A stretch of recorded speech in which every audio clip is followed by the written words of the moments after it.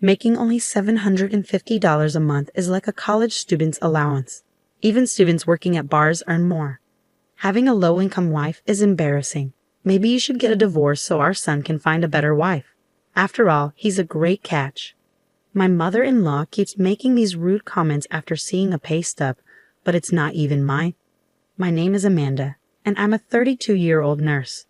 I've been married to John for 5 years. We met in college, started dating, and eventually got married.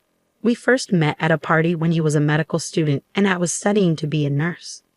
John hasn't passed the medical licensing exam. He failed twice and took 3 years off.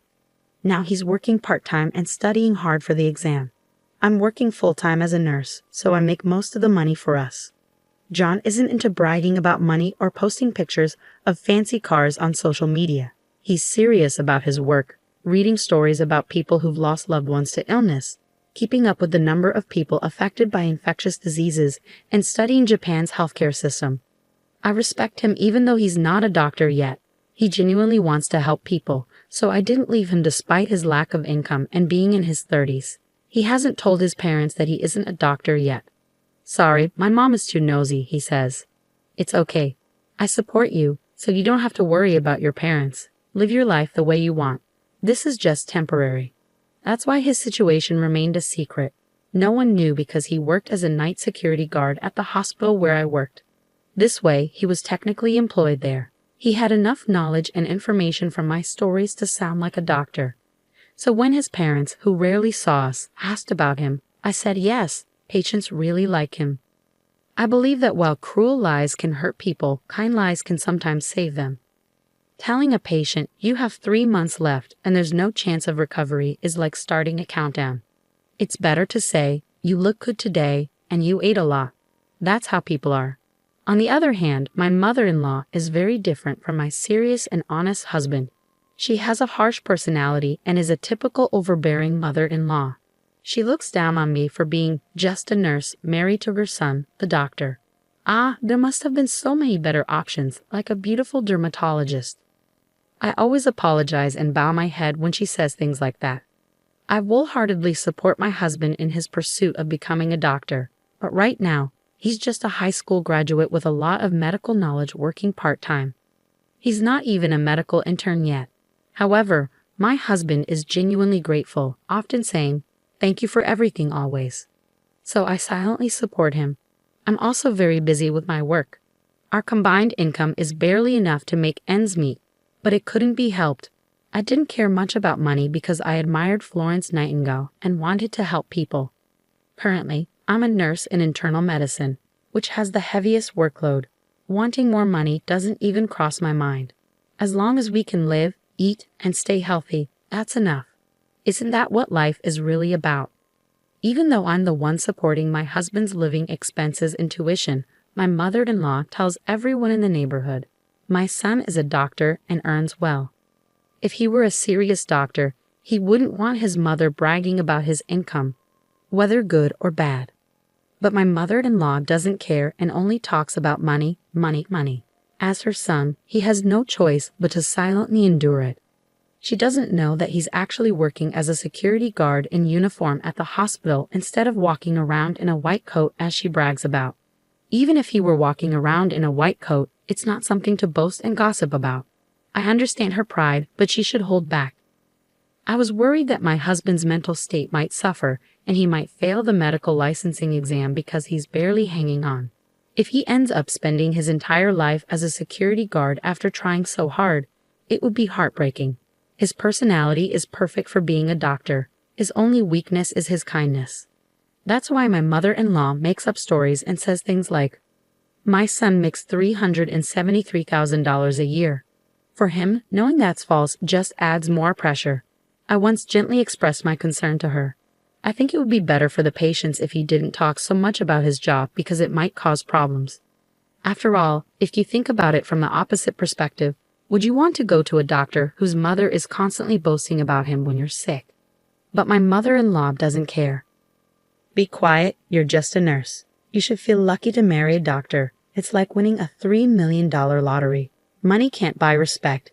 You're just a nursing school graduate. She says mean things. I'm sorry. Thank you for letting me marry John. I respect him as a doctor and as a person, so please leave him alone. You're so annoying. We can make him divorce you and marry someone else. It would be sad if our future grandchild gets your low IQ. She's being really mean. But I stayed quiet.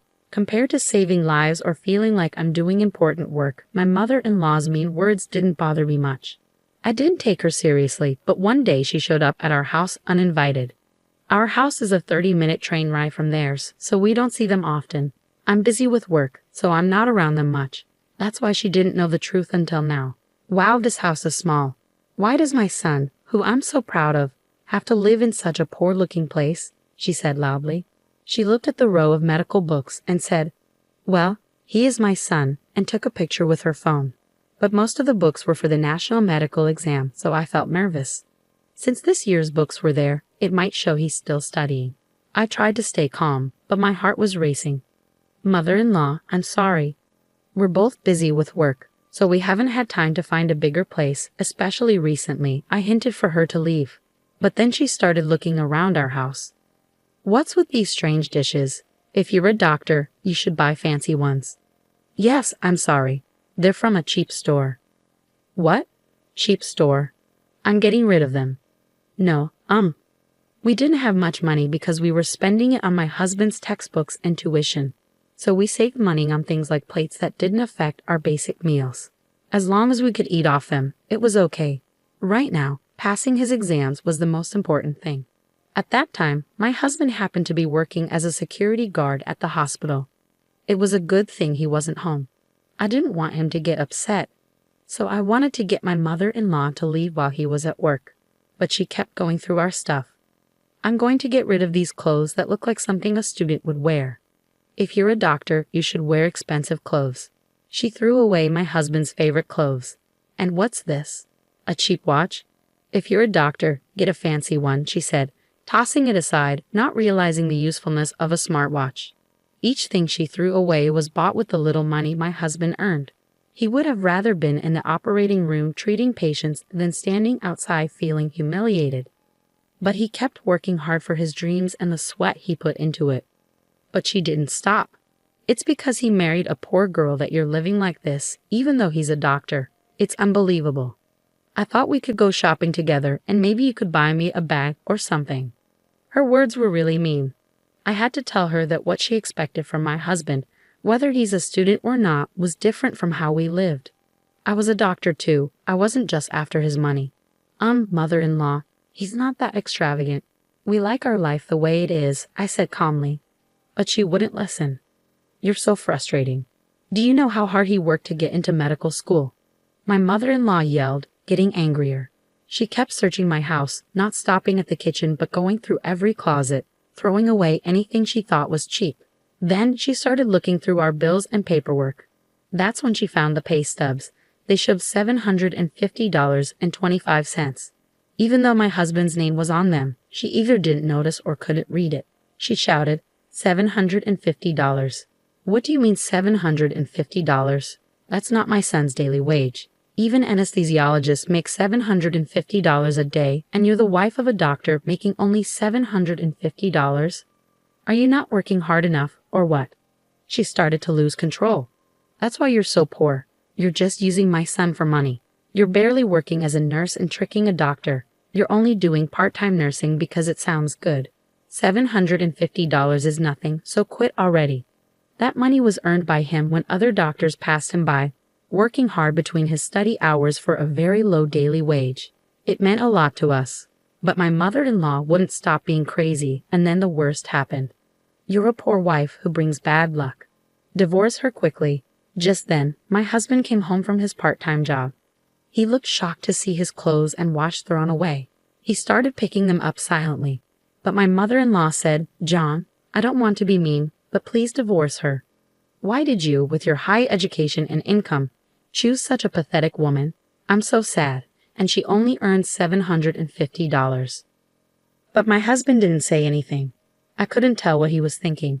My mother-in-law laughed and said, I'll bring you the divorce papers. Leave this dusty room and this woman who smells like disinfectant and find a better wife. You're a doctor. You should remarry. Then my husband stood up slowly and said, Mom, I haven't told you this, but I'm not a doctor yet. What? I'm sorry for not telling you earlier, but I haven't passed the national exam yet. And about that $750. My mother-in-law was so shocked that she looked at me for help. I don't get it. This $750 paycheck is yours, isn't it? I realized there was no point in hiding it anymore, so I said, no, it's not mine. My husband added, that's my salary from my part-time job. That can't be, you're lying, aren't you? I'm not lying, it's true. I'm not a doctor yet. I failed the national exam twice. My mother-in-law was shocked to hear that her son wasn't a doctor yet. She started acting strangely and slipped on some newspapers she had scattered earlier while going through our house. She fell to the floor and cried out for help. Thankfully, she managed to avoid hitting her head, but her right arm, which she used the most, broke with a loud snap. It was definitely fractured. My husband and I quickly helped her and took her to the hospital, where we brought her to the orthopedic department. But my husband said, Mom, I'm sorry, but please don't come to our house anymore, and I don't want you to consider me your son anymore. My mother-in-law was trembling from shock, but my husband continued, I knew you were proud of me, but I couldn't keep lying. But when you insulted the money I worked hard for, that was too much. But I never thought you weren't a doctor. It doesn't matter if I'm a doctor or not. Do you think I'm studying just to earn $750 a day? I'm an adult, and it seems like we have different values, so let's end our relationship. It seemed like my husband had truly decided to cut ties with his mother. She, who had found purpose in boasting about her son, seemed completely heartbroken. Nowadays, she stays at home, too embarrassed to face her neighbors. That same year, my husband passed the medical licensing exam. Despite being a bit older, he started working as a resident physician and did exceptionally well, always showing kindness, like offering tea to the security guards. Our days became peaceful and happy.